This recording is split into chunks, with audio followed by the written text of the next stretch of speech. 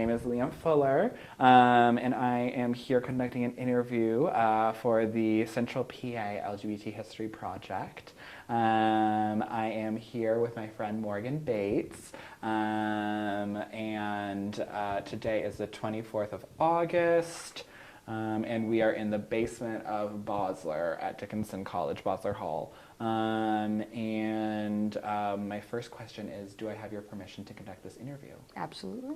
Okay, awesome. So the first question that I'm going to ask you is, when and where were you born? I was born on June 28th, 1996 in Reading, Pennsylvania. In Reading, okay. And then can you walk me through sort of your early childhood development and sort of being raised, sort of that experience? Okay, so I've had a mother and father in the picture throughout my life, and then the birth of my brother when I was 2.5, his name's Nate, and the birth of my sister when I was 5, her name is Sophia, and I kind of just grew up going to preschool, then like primary and secondary school, like as a normal human being would.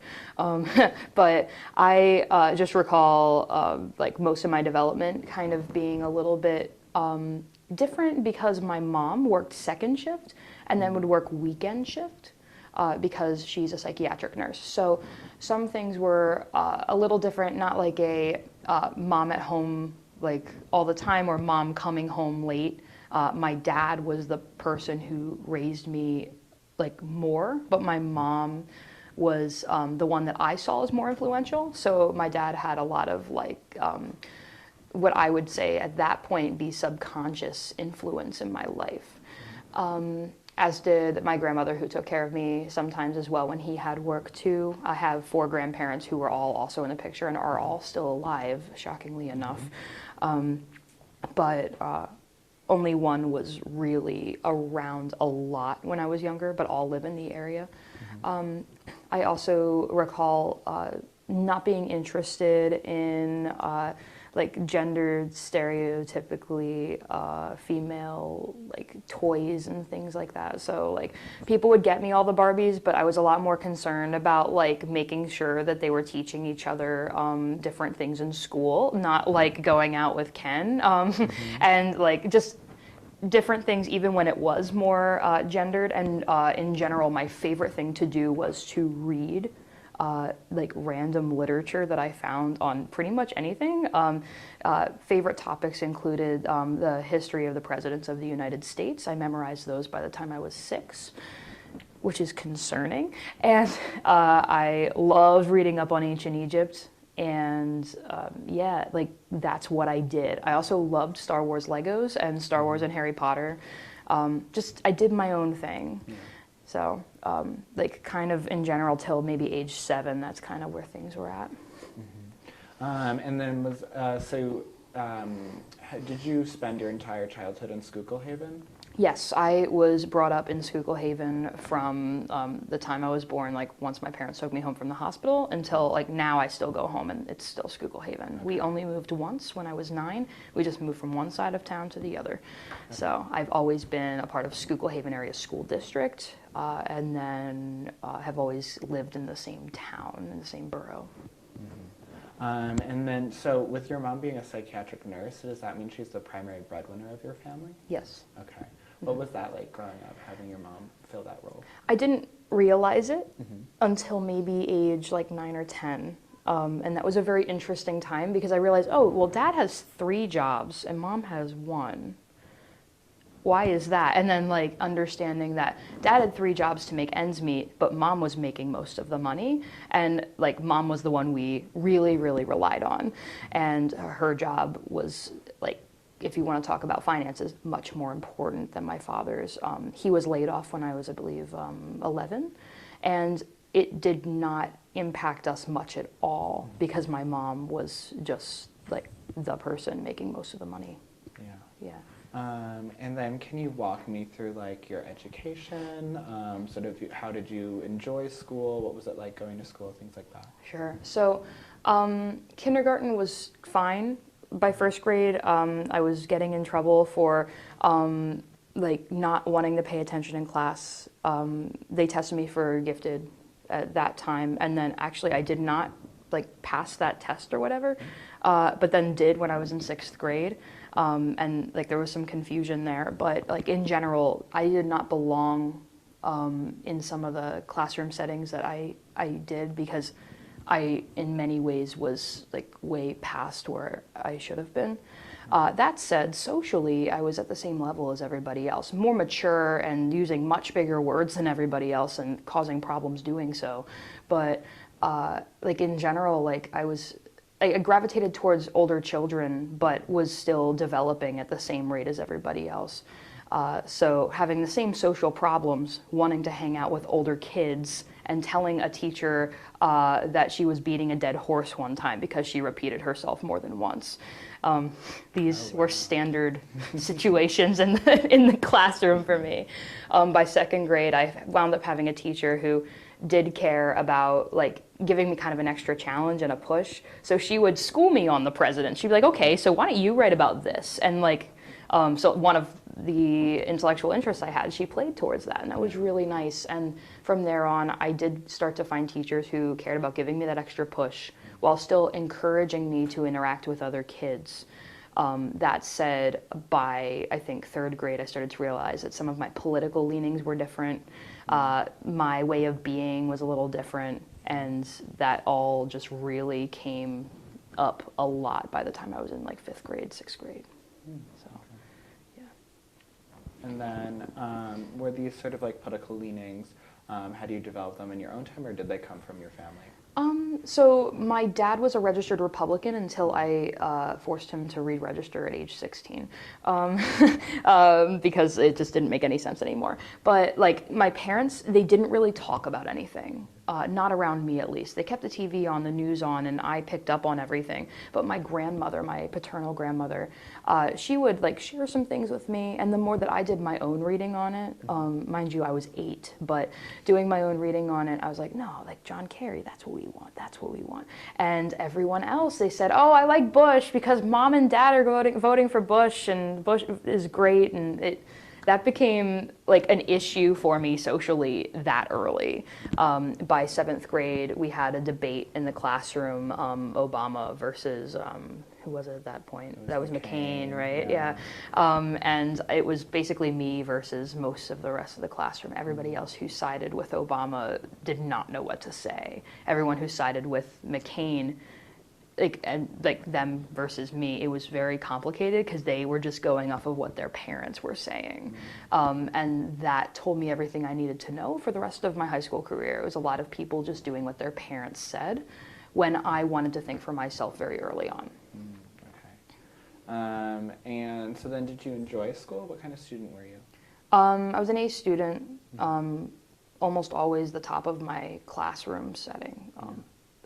Pretty much always until I was in like 6th grade, and then I started to meet people who were at my level, and through gifted education, like just having like the side thing that I did once in a while helped me realize, oh, I'm not weird. Like there are other people who are thinking about things the way I do, which was very helpful. That said, like in the classroom, I started to experience bullying at around 5th grade. Starting to realize that me wanting to follow the rules and also being different, having different kinds of views and ways of thinking about things really did set me apart, and other kids didn't like it. And I mean, it started to get more specific by 6th and 7th grade, especially through me starting to make music the way that I did, and to find a social setting through band and choir. But I think like having those outlets was important, and before that I just didn't really know where I was at socially. I never really wanted to do the things that the other girls did, and doing the things that the guys did was just not going to work. I was really into skateboarding at one point. I thought that was just so cool, and I got all the Tony Hawk games and I beat them and stuff, and it was awesome, but I wasn't very good at skateboarding, and no one wanted to take me out and do that. So I was in limbo a lot of the time. So I'd find a couple of friends who were okay with these things, like, and I mean, I didn't think much of it at the time, and now that I'm talking to you, I'm thinking about it. But like, I needed resources of people who were at my age, had the different interests, did not gender it so much, and like just the ability to be myself. I found that through music, because music just isn't as focused on that. So, well, technically, and on the surface, but that's what I study in school. So. True. Yeah. So then, can you walk me through sort of your high school experience? Okay, so in 8th grade, I was hospitalized. I have obsessive compulsive disorder. I was diagnosed when I was when I was 7 years old, and no, it's not 8 years old. 8 years old in 3rd grade, and I'd be taken out of class to go to therapy. Started medications, and everything was fine. And eventually, they weaned me off of therapy. I was doing that well. But in 8th grade, there was just a small chain of events, some of them just leading to me starting to figure some things out, like, you know, and like touching myself, things like that. And it led to everything in my head just kind of exploding. My medications were off, that's what they discovered, but I did have to be in a psychiatric ward for 3 days. Due to suicidal thoughts, making sure that I did not put myself in a situation like that. My mom being a psych nurse, she took care of that. Now, I get back to school and I had only told 2 people that I was gone, and I think only one of those people knew where I actually was, and somehow everybody had kind of figured it out. That didn't affect me too much, but when it's just a couple weeks after and people are making fun of my OCD, that was hard. By 9th grade, 10th grade, I was bullied for my political beliefs. I was bullied for being so involved in music, for being a band geek. A lot of this one time at band camp kind of jokes, like, you know, like American Pie. You feel me? Yeah, you know that? Yeah, like they actually use that like all the time. And when I was in middle school, that was a big problem too, but I could go past it. But after like having every vulnerability come out in one point of 8th grade, like I was very fragile, very, very sensitive. Music kind of built me back up. By 9th grade, I started to do things competitively with music. So I went out for district band, and in the state of Pennsylvania, it's all run by Pennsylvania Music Educators Association. And I tried out for band on trumpet, did not try out for choir that year. And I thought I was really great. So I go in there and I got a score of a 62 out of 200. That is not great. Yeah. And I went back and I said to my band director, who was not very supportive of me at this point, said to her, I'm gonna make it next year. And that moment was kind of like the point in my life where I kind of 180'd for the first time. I 180'd again later, but and I started to practice, and music became my sole source of everything. Finding solace when I was really having a difficult time, like with my OCD, when my great-grandparents died, like having somewhere to go, like to play my trumpet, and finding ways to develop little bits of confidence here and there in myself that I could not find from peers. And like I wound up that next year doing districts, and then the year after that doing districts, regions, all state, then all American later, like doing all these different things with trumpet. And I'd go there and I would meet people, and I would realize that there were social settings that did exist where I was accepted and welcome as a musician, as just somebody who was different, and able to make music at the level that I wanted to without being like an outcast, I guess. Yeah, so yeah, that was a lot, but music was definitely like the main source for me. And do you have any sort of like job history? Yeah, so here we go. So when I was in 9th grade, I became like a side worker for the police. I would go into different convenience stores, ask for cigarettes, and if they gave them to me, go out to the cop car that accompanied me. Well, it was like a hidden cop car. It was like super cool. And then they would go in and bust the people. So I did that for $10 an hour for a little while. That was for, I think, a couple of years. And I would also babysat. And then following my senior year, during that summer, worked at Burger King. And that was a very interesting social experience. And then after that, I started to accumulate different jobs through Dickinson. At many points, I had 4 jobs on campus to make my own ends meet. Plus, I then, after my freshman year, I got a job working as a counter person at a local candy and country store back home. So I still go back there over the summers when I'm not at Blue Lake Fine Arts Camp, and I also will work there when I'm back for more than 2 or 3 days. They take me in whenever they can. I have a very good relationship with those people. And then I started my job at Blue Lake Fine Arts Camp last summer and carried it into this summer as well. Yeah. And what sort of campus jobs did you have? I started out in dining services and then moved into being a department assistant for the music department.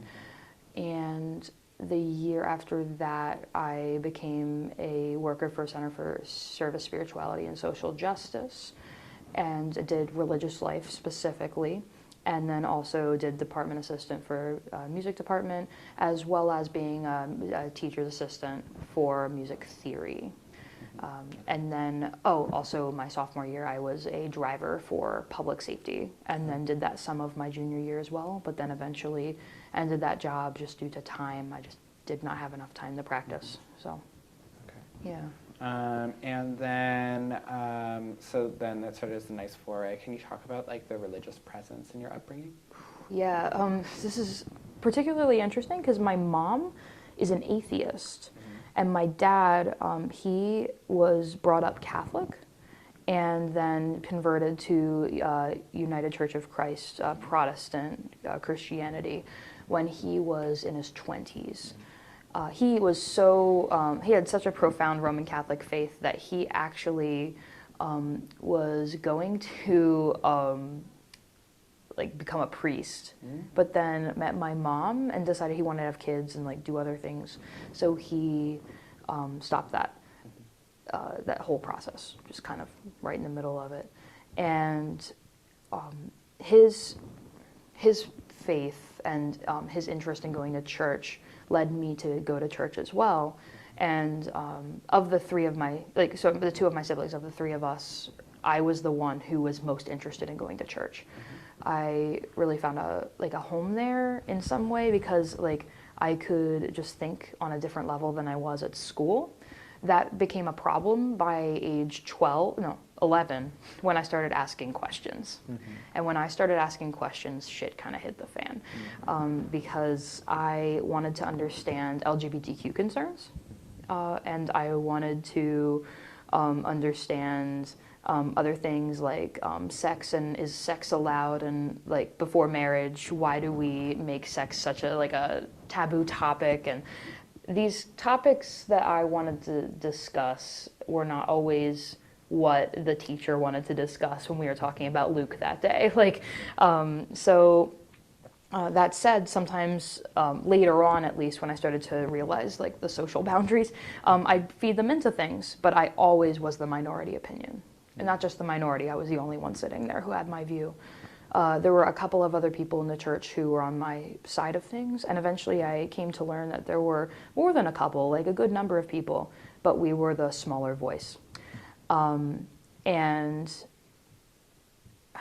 trying to think about how to bring this up. So my interest in asking questions and my ability to public speak, do the public speaking thing very well, became something they were interested in. So I was, after confirmation, thrown into a couple of different situations. They elected me to the consistory, which is essentially a church board, a group of 12 people who run the church, and I was only 15. I was the youngest they've ever had.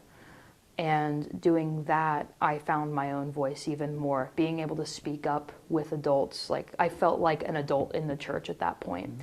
And then I became a conference delegate as well. And through being a conference delegate, I was then asked by the conference of my church to go to the national church meeting. And I said yes. And the church helped me pay for it, my own home church. So going there, it was right around the time that Prop 8, all that stuff went down, and Prop 8 was what happened? I forget. It was in California. yeah, and marriage equality was and deemed it was unconstitutional in the state of California. yeah. But then this is when it was overturned. So I got to be at my first same-sex wedding because they just held it right in the convention center. Why not? There are like a zillion pastors around, so they did. And I went to it. I took a picture. I was so excited because all these things I'd always believed in, despite not knowing like anybody on the LGBTQ spectrum, it was right there. And it made so much sense. So I posted the picture on Facebook. I was so excited. And then one of the colleges that I was interested in was Chapman University, and I met a representative up there, and she took me to tour the school because I was in Long Beach, California for this. And I went to Orange with her, and in the car also was her wife. I met my first lesbian, and it was a moment where I was like, wow, like normal person living her life, and that's it. And just talking to her was incredible. We ate waffle sandwiches and toured Chapman. It was fantastic after we dropped her wife off. And then in the car coming back, she said to me, you identify as straight? And I said, yeah. She's like, oh, okay. Like, and it was just one of those moments I was like, you're questioning me. You're thinking something. And I just let it go. Like, and later on, it just became so funny. I thought of it, and then I friended her on Facebook immediately. I just needed to make sure she knew that I was where I was at. But anyway, like that was a big foundational point in my life, just meeting all of these different people and realizing that my presence was welcome, including the things that I was not aware of at that time. Going back home, however, with all these experiences and such eagerness to share them led to some problems. There was an open church meeting regarding the different things that were discussed at this national conference, and one of the things that was discussed was fossil fuel divestment, and I was on that committee. I actually became a huge proponent for divestment and worked very hard to make sure that that would happen, living in a coal region county. They don't know that I was quoted in a newspaper that week, and they don't know that I was on that committee. But what they do know is that we discussed Native American land rights and oh my goodness, all these different things that we talked about that were just too liberal for everybody. And they started getting angry with me because not only was I at this conference and voting in favor for all these liberal agenda items, but I also went to a gay wedding, and they could not believe that I had the audacity to do all of these things, being partially on their dime and also representing the church. Now, this church, the National Church, the United Church of Christ, is kind of an upside-down triangle formation. So at the top of the food chain is the local church. They have all the power and say. And at the bottom is the national church. They decide what the national church stands for, and each individual congregation has the ability to accept or decline that individual stance. And they can run things how they want to. But we are told when we go to these big meetings that we are to vote the way that the Spirit moves us. And for me, my spirit is hanging out far left. And for them, that's not how it is.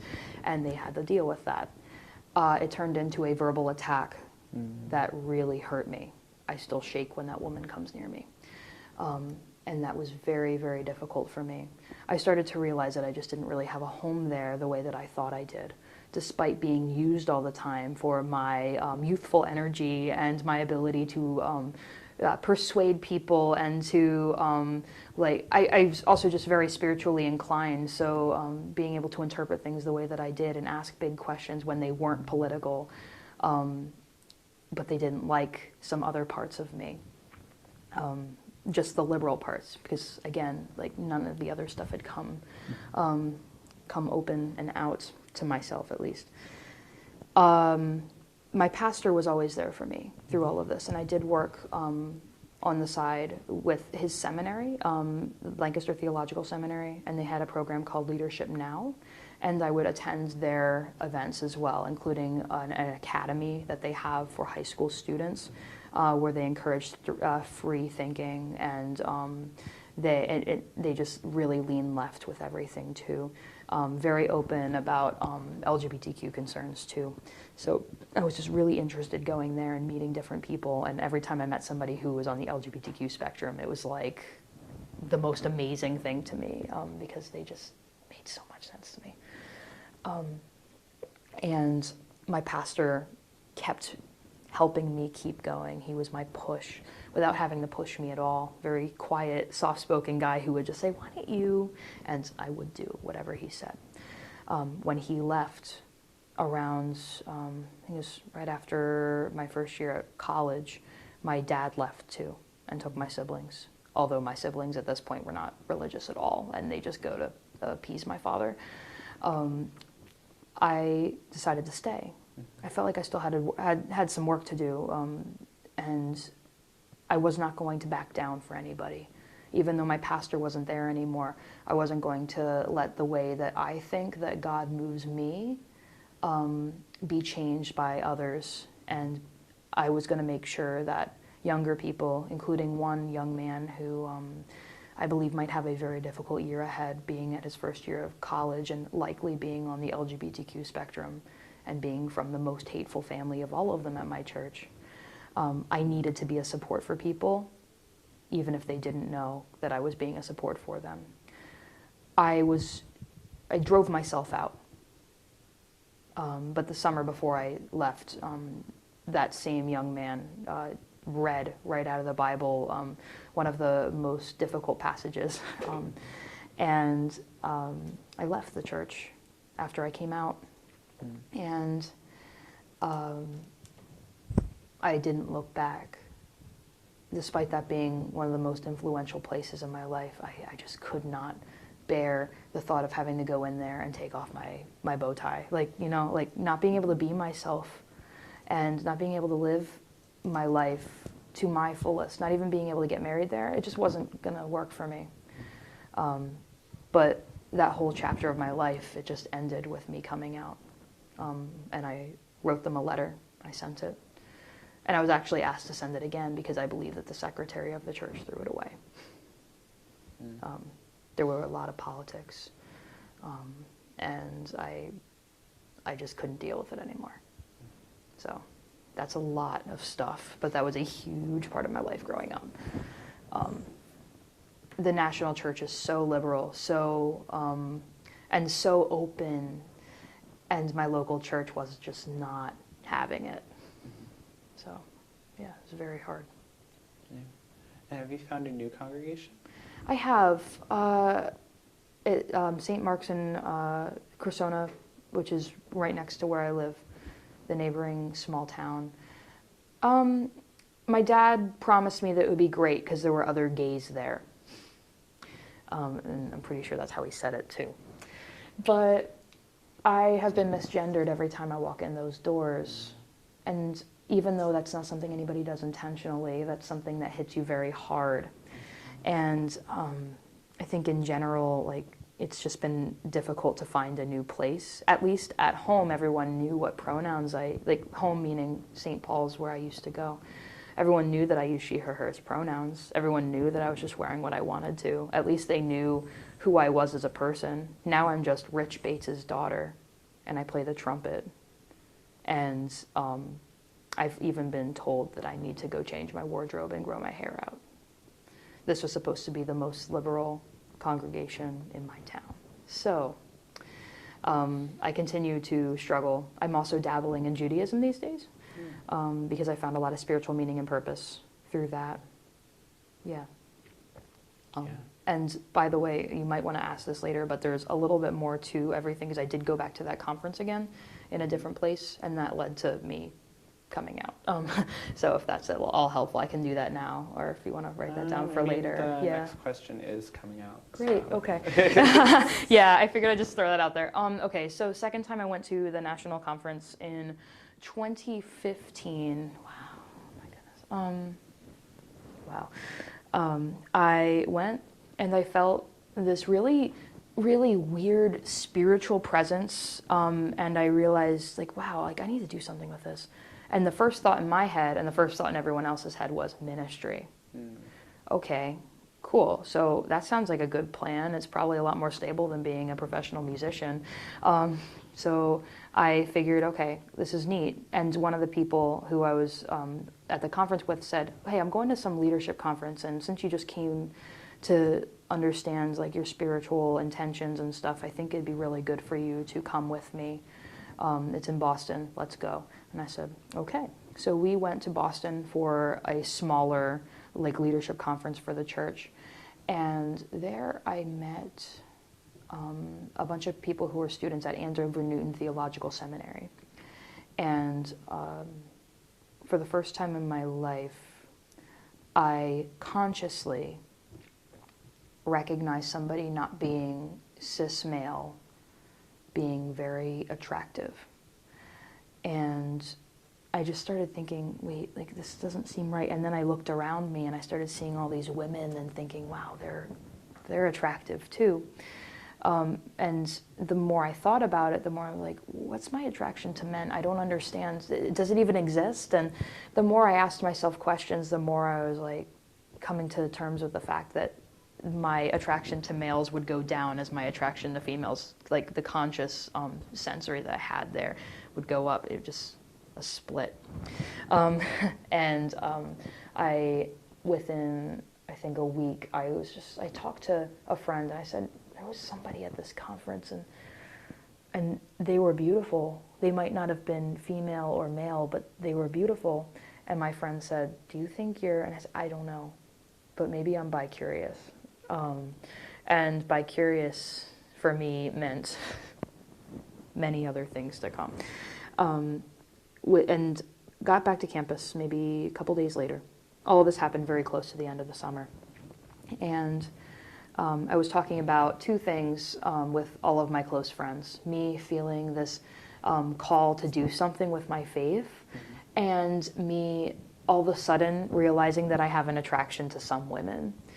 And the more that I discussed it with just a couple of close friends, the more I came to terms with the fact that I was at least bisexual. There was something for sure going on with the women in my life and the way that I saw them, and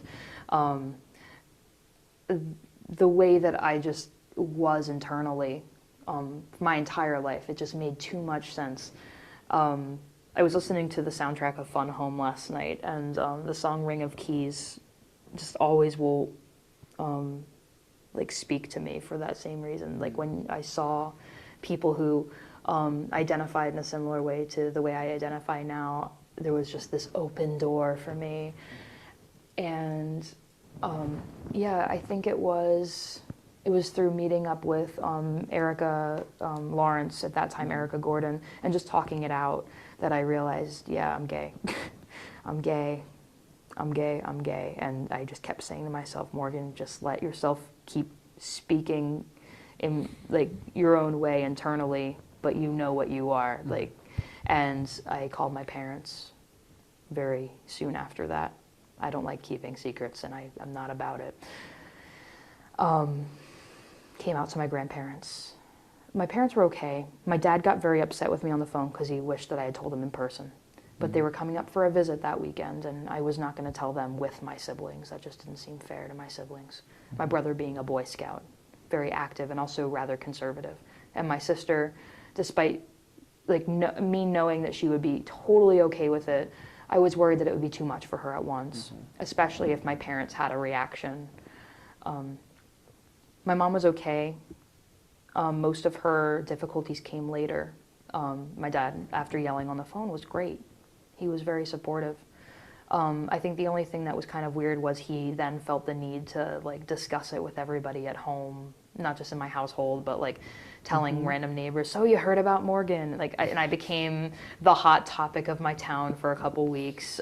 Thankfully, I was not there to deal with that. And part of that was like charged by my father being super excited that I was like gay and stuff. It was so weird. My grandparents on my dad's side were great. The Catholic ones, the ones who were supposed to have a difficult time, no problems at all.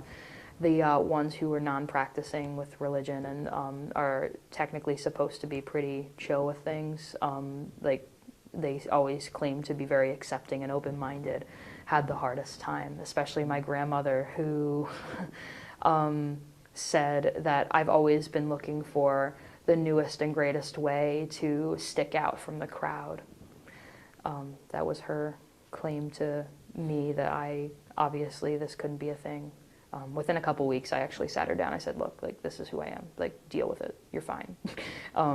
And everything was okay after that point, but she still prefers that I don't talk about things like that with her. Friends were great, except for the ones back home. I've lost a lot of friends through this. They just don't really have an interest in talking to me anymore. I wished one a Merry Christmas this past year, and she just said thanks. You know, there's just no interest anymore, and that's on them. That's not on me. Otherwise, the coming out process was pretty smooth, and that's all thanks to Dickinson. I've been very, very lucky, and I know not everybody has a positive experience here, but my experience here has just been so overwhelmingly positive, partially because most of my friends were waiting for it, and when I finally did it, it was like, yay, like, we can live our lives now. And that is exactly what happened. They were there for me in the times where pride was the most important thing of my life, like showing off like this new part of me, the times where I started to question just how out I wanted to be, and even now that I tuck it away unless I'm talking about academics and try to live my life as normally as possible, they're all there for me. And my faculty members that I work with on a regular basis were always there for me too, even when I wore a three-piece suit to play my concerto. So I've been very, very lucky. So then, have you read Fun Home? Yes. Yeah. I read it over the summer, actually, when the kids weren't looking, because there were just a couple pictures in there, but they're enough to get me fired. But when I read Fun Home, that was a spiritual experience. Also, the character has obsessive-compulsive disorder. Came out in a small Pennsylvania town at literally, I'm pretty sure, the same year in college that I was in. Yeah. I actually plan on writing to her. I know she probably gets 1,000 letters of the same exact, like, content every day, but I'm pretty sure we're the same person. And my friend actually wants to cast me in a musical version of it. Yeah. Yeah, So there are a lot of parallels between this. yeah, story it's and yours. very, very funny. And I don't know. I need to get in contact with her. It's so. When you say parallel, I say, like, we're talking two straight lines, like. But yes, Fun Home is something. For me, it's a very spiritual experience. Reading it, watching it. I haven't seen it live yet, unfortunately. Yeah, I haven't seen it either. Yeah. Unfortunately. So then this question is kind of interesting. Sort of like, I guess we can shape it in, like, do you plan on having a family? I really want to. I don't really know how yet, and that's something I'm still kind of thinking through. But being a camp counselor, working with kids in the way that I do, like, it's helped me realize I really love being able to inspire human beings to become their better self and to think about creating or being a part of that creation, or just taking in and then creating from there a child and, like, giving them a place. That's just the coolest thought to me. And I really do want to get married and settle down, but that's probably a long ways away with my like, possible career path coming up. So, Okay. yeah. And then, do you have any military aspirations? It's like back here. I would play if I was of, like, if I really felt compelled to. I have some other genetic problems called my body, and that could become a bit of a factor that would prevent me. That said, it's something I would consider, but it's something on the back burner right now. And at this point in time, I'm a little afraid to be a part of that in any way, shape, or form. Yeah. And then do you want to talk about your, like, future goals? Sure. So in college, I became interested in, first of all, performance. I originally entered school for political science and law and policy, and changed my major when I took my first trumpet lesson. with my professor of now 3 years, and I changed it to music performance. I dropped political science after taking 2 courses in it. I could still technically minor, but I choose not to. And I then declared a second major last year in music history with a concentration in feminist and queer musicology. So with performance and musicology being 2 things that I'm interested in, like putting all that together, what do I do with that? I really want to write, I want to play, and I want to teach. Those 3 things can be done being a professor of music somewhere. So as of now, I'm looking at a graduate program in performance. So I'll get a master's in trumpet performance, and then I will go back most likely and get either a DMA, which would give me the ability to just teach trumpet and then other classes on the side, or get a master's and PhD in musicology, studying feminist and queer studies.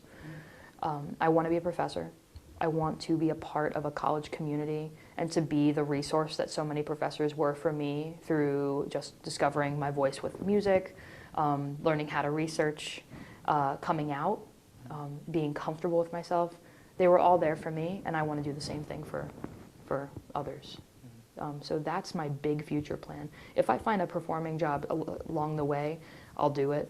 If I find that I need to go do something else, I'll do it. And if I do find that divinity school is something I want to do, I'll do it. But right now, this is what I need to do. Mm-hmm. It just makes the most sense for me. What faculty have been the most supportive that you've experienced here? All of them. I've been so lucky. So in the music department, most specifically Robert Pound, mm-hmm. He talked me through so much, including the religious parts of things when I was coming out, picking an outfit to play my concerto. After winning that concerto competition, my first thought was, oh shit, what do I wear for this? Mm-hmm. Not the playing, not all that stuff, just I do not know what to wear, because a woman is supposed to wear a gown, a man is supposed to wear a suit. I identify as female, but I'm androgynous in my presentation. So what do I wear? Well, I wore a 3-piece suit because Robert Pound said, you be comfortable. You do you. Mm-hmm. And I don't even think he remembers that conversation, but yeah. That changed everything for me, just hearing somebody say, oh, just be comfortable. My trumpet professor, he was super helpful as well. I remember feeling like I needed to tell him because it was affecting my ability to practice that whole week, where I went from, am I gay, to I'm gay, to calling my parents, to like, oh shit, oh my God, what's going on? And now I have to do my homework. Like, that week I didn't practice. And I walked into my lesson and I was about to throw up. And he said, what's wrong? And I said, I need to talk to you about something. And I told him, and he said, okay, is this news to you? And I said, yeah, this is all news to me. I didn't practice this week. He said, okay, this is what we're gonna do today. And it was just so business as usual. And he was just always there for me every step of the way, in the smallest ways too, but the small ways are usually the most impactful. And then there was Amy Wodarski, who like didn't care how I identified, just needed me to be singing whatever part she needed most in the choir, and then gave me a place to study these things that were so important to me through her class called Canonical Outsiders, where we studied race, gender, and sexuality through music, and those who do not fit the like dead white guy category that we usually study in the classroom. That class changed my life. It was absolutely wonderful. And that gave me kind of an open door to study feminist and queer musicology that next year. And yeah, those teachers were very important, the ones in the music department. But there was one other, Mariana Past of the Spanish department. Amidst me coming out, there was one point where we were, after the racial protest at Dickinson, Thanksgiving in 2015. I was just in the middle of coming out. We had our first meeting as a school about everything that happened. And we went back to class and she said, okay, we're not speaking Spanish today. Let's talk about what just happened. And I stood up and I said, I don't know what it's like to be experiencing these things. But what I do know is that I don't feel safe when I go home because I'm in the process of coming out as gay. And the thought of anybody not feeling comfortable on this campus for any reason at all resonates with me because I understand in my own way through my experiences at home. The next day we played a game in Spanish that we would play. It's called What's in the Box. So you have questions. You can ask any question, but it has to be in Spanish, and you have to guess what's in the box. And she had two things in the box. She had a dollar bill, which was supposed to signify something else that I talked about in class, which was the day before, which was finances and going to Dickinson. That was a whole other comment. But then the other thing she had in there was an LGBTQ pride flag. And she said that this was very important and that we all have to create a safe space for each other. That was her way of showing solidarity to me. And I'll never forget that. I'll never, ever forget that. And in that small way, I knew that I could go to the scariest class where there's everyone from all over campus trying to get their language requirement out of the way. I had a home and I had a place where I could go. So, again, very lucky at Dickinson. Very, very lucky at Dickinson. Yeah. And have you done any sort of, worked with any LGBTQ organizations and stuff like that? Any sort of work in that regard? So I haven't done any specific LGBTQ work.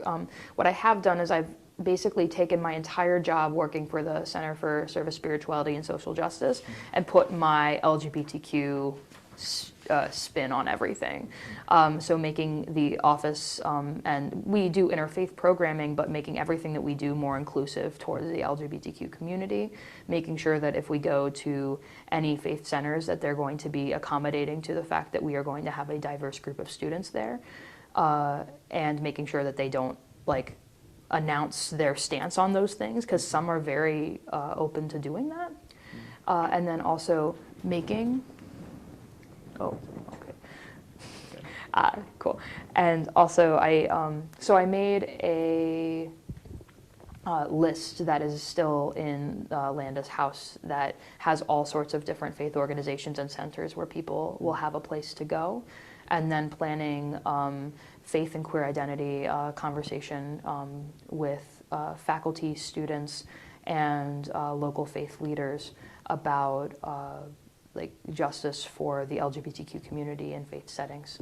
And that was a very successful event, so much so that people actually want to see more done with it. So I plan on spending the next year one-upping that one event that I had and finding ways to keep this going and to make the topics even more deep and helpful for students who need that place to go, who might not have a religious place to go, or might not have a family where they feel comfortable because of religion. Religion is just such a factor in all of this, and I want to stamp that out and also bring it in where it is necessary and where it's comfortable. Yeah. And then haven't you worked with different congregations and stuff like that? Yeah, I'm starting to people are starting to ask me to go speak at their congregations and give my story, a lot of which I've talked about at this interview. And I have done that once now, and it was an impactful moment for me, just being able to talk about it. But I think it helped them kind of realize that just the smallest gestures are so important. And I want individuals in the faith community to realize that their acceptance and warm welcome is really, first of all they need to do, and secondly, the most important thing that they have to do. Yeah. So. And can you talk about how your sort of queer identity influences the other aspects of your life? You've kind of touched on this before, but be it your family life, social life, religious life, civic life. It definitely just gets me thinking in different ways. Working with kids at the camp that I work at, making sure that if there's any question at all of identity when they enter that cabin for the first time, that we ask for pronouns when we start. I don't know if I would be doing that if I identified as a part of the LGBTQ community. And also, just being a voice, especially when we're talking about religion, but being a voice and an advocate where there might not be many. In my small town, in religious places, in spaces where there aren't queer voices. It should not be my job, but I'm happy to do so for now. And also, I mean, relationships with my family members, many of them have strengthened after doing this. Me showing my vulnerability has allowed them to feel a little bit more comfortable showing theirs in their own ways. And the music that I make, I mean, yeah, practice helps, but being comfortable with yourself before playing an instrument, that's a very important part that I think people forget. Like, when I was standing playing my trumpet in an outfit that was not comfortable and with an identity that didn't actually describe who I was on the inside, even if it was subconscious, there was a sense of awkwardness. And now that I'm open with myself, my music's better, my sound is broader, and my ability to adapt technique is, it's just strengthened. I really truly believe that the way that I play music and make music is better through my understanding of myself. And then did you mention how it influences sort of your like civic and political involvement? Well, I mean, being in college, I haven't been able to do too much. I'm sure that before I came out, the reason why I was so politically active, the reason why I worked on Obama's campaign when I was, I don't think I mentioned that. Oh, shoot. Yeah, I worked on Obama's campaign when I was 15 and 16. I was an intern. And I'm sure that one of the reasons why I was so inclined to do these things was because there was something subconscious going on in the back of my head. Now, I'm not as politically involved, but I'm definitely more like involved in human rights things in general, not so much Democrat versus Republican, this specific election, more, okay, but let's make sure that our morals line up with what we claim to be. And let's make sure that we're being kind humans, and that starts with being good to the LGBTQ community, and being a voice for that. So I'm not as involved as I want to be, but I'm doing everything I can to be. Yeah. And then can you talk about your sort of engagement within the greater community, whether it be like locally or at Dickinson, sort of the LGBTQ community? I do a lot of that through my camp at Blue Lake. There are very limited opportunities for me not having a car and not having the time to do things very hands-on. I would love to be working at centers and stuff, but there are not many around here, and there's not a center that I can walk to, and I do not have a car. So I've been online on the Trevor projects, I forget what it's called, but there's like a whole, it's Trevor Space. So being involved on there and giving, like just talking to people and being that kind of a resource, writing letters to former campers who don't have a safe space at home, being a religious voice and like a leader through that, and then getting involved a little bit on campus. I hope to be doing more when I'm at graduate school, hopefully close to like a center. The only thing I've done so far is going to the center in Allentown, and at Bradbury Sullivan, and I got to do a brief service trip with the the Center for Service Spirituality, Social Justice, and LGBTQ services, and that was really cool. I want to be doing more stuff like that. I just don't have too many opportunities to get hands-on right now, given my travel situation and my my class situation. So, yeah. And have there been any sort of like important events or turning points in your life that we haven't talked about that you want to bring up? The two 180s were when I realized that like the two 180s with the way that I function as a human being were like when I realized that music could be something greater. And like that kind of was a two-part thing when I started practicing more, and then when I decided to study music in college, and also my coming out process. Otherwise, no huge turning points. I've just kind of always been left-leaning, open-minded, or at least growing open-minded. Like, you can't inherently, when you're growing up in the county that I grew up in the town where I grew up in, despite the fact that we're all born to be loving human beings and to be accepting and not to see all these things the way that we do, you're brought up to believe certain things. And I've just never assimilated to that. And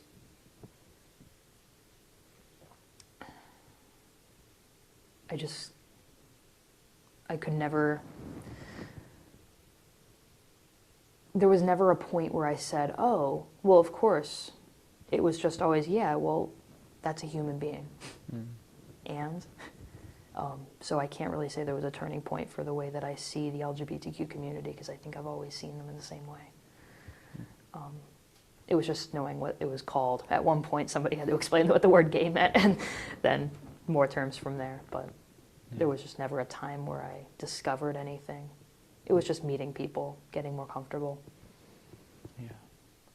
And then what changes have you seen sort of in the greater acceptance or tolerance of the community? And then what challenges do you think remain?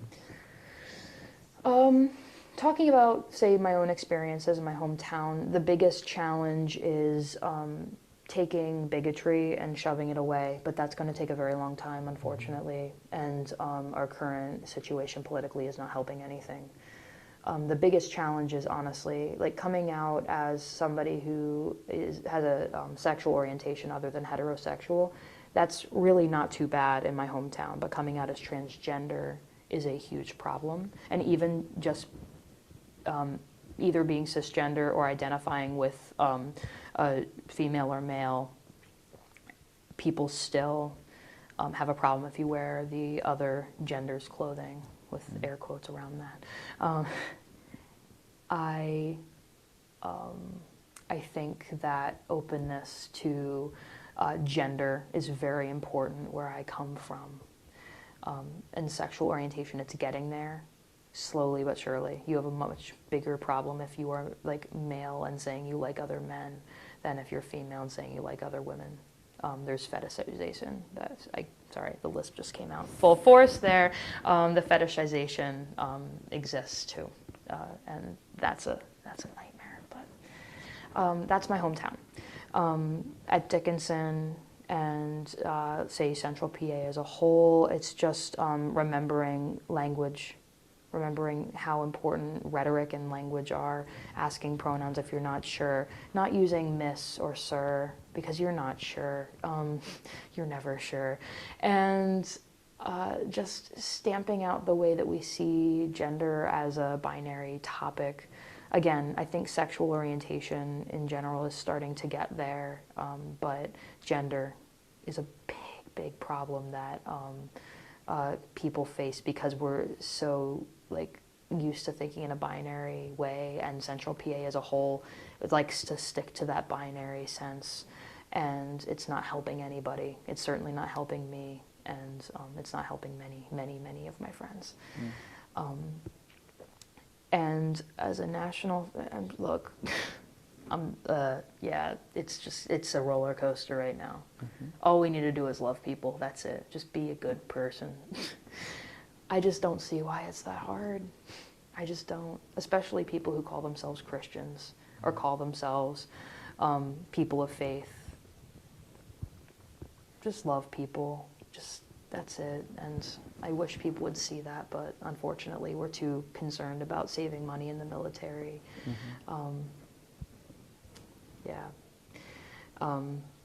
I'm not going to get on too much of a soapbox. I already have done enough of that in this interview, but there's a lot of room to grow, especially now that we've unplanted so many seeds.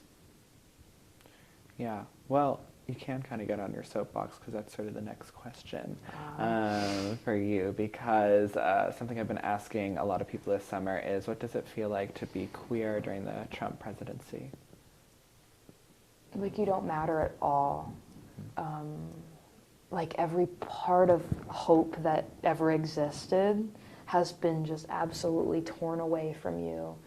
There was a point, the third session of camp, where there were no kids around and it was just me and a couple of my friends in the unit, all of us counselors. I checked my phone, I checked CNN, and I saw what had happened that day with transgender rights in the military, all the tweets, and I said to my one friend who was showering, I said, hey, can we have a vent session when you're done in there? And she said, yep. And we met in my cabin and we just freaked out on everything. She's a family member of somebody who identifies as transgender and is in the process of transitioning.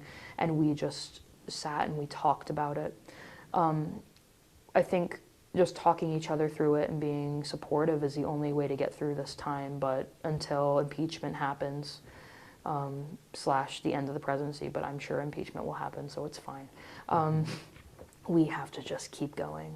And once impeachment happens and we have another monster in the seat, we have to just keep going and stick together. I'm very frustrated. I'm done. Honestly, I'm just done. But I just keep going, and I remember all of the growth that I've made, all the progress that I've seen, and all of the lives that I can continue to touch just by being a good person. And I encourage all my friends to do the same as I go. So that's really all there is to do. But yeah, it sucks. It's the worst. I want to go anywhere else. Anywhere else. But yeah. And is there anything we haven't touched upon? I mean, you now know literally everything about my life. Honestly, I can't think of anything, but if you have any questions that came up for you, happy to answer them. Yeah, I asked all of them. Do you have any questions, Barry? I guess just maybe, you said about your school experience being a very conservative place, obviously. Yeah. Did you have any sense, though, in your process of going through high school that there were other kids in your school that were gay, or were there any like teachers or guidance counselors that you felt were more in the liberal supportive range of that? Yeah, it was complicated because school was for me the first time that I a little more subconsciously started to feel things, and there was no one else to like reciprocate those feelings, so I didn't really have anybody to explore with or anything like that. No other females were out, and I think there was one couple of 2 individuals who were bisexual, and they dated at one point. And I had one peer who was openly gay. Otherwise, there was nobody.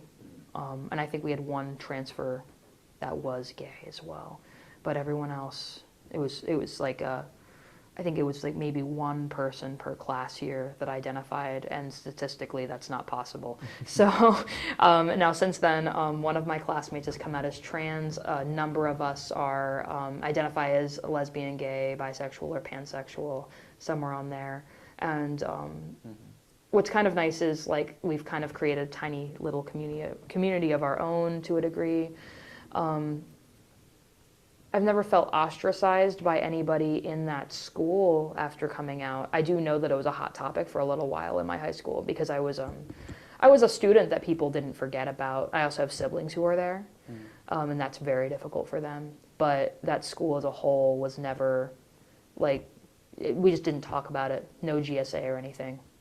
And is that still the case? There's no GSA or any support? No, unfortunately there's not. There's a P flag in Pottsville, which is nearby. But yeah, I did also think about one other thing that might be helpful. First time I realized that I was attracted to like at least one woman was when my band director, who had just had just come from college. I was just like really all about making sure that like I pleased her and that like everything lined up and that I was doing my job right, and I realized, oh shit, like damn, like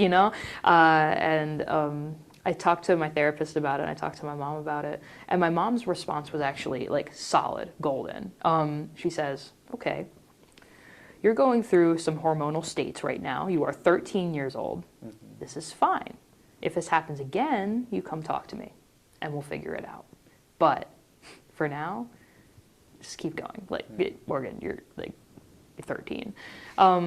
It happened again. I was 19, but it did happen again. But yeah, my high school was like the place where I, for the first time, realized that. But I never really got a chance to ask any more questions because I just didn't have a place in my high school or anywhere else to even think about any other possibilities, straight until proven gay. So. And when you got to Dickinson and came out, did you take advantage of like any of the programming that Dickinson offers in terms of LGBT? Yeah, I did as much as I could. Now, my schedule is a literal nightmare because there was a point for a whole year where I was actually in every single ensemble that Dickinson has. I do a lot of music all the time, so my ability to do these things has been relatively limited, and I really want to work for that office, but I was never able to actually put the time in, and I never did apply or get any of those positions. That said, I'm an active member of Queer Peers, which is a group that like just do kind of like small trips. So there's no thing that you have to like for sure be on board with, like regular meetings or anything like that. So I do that as often as I can.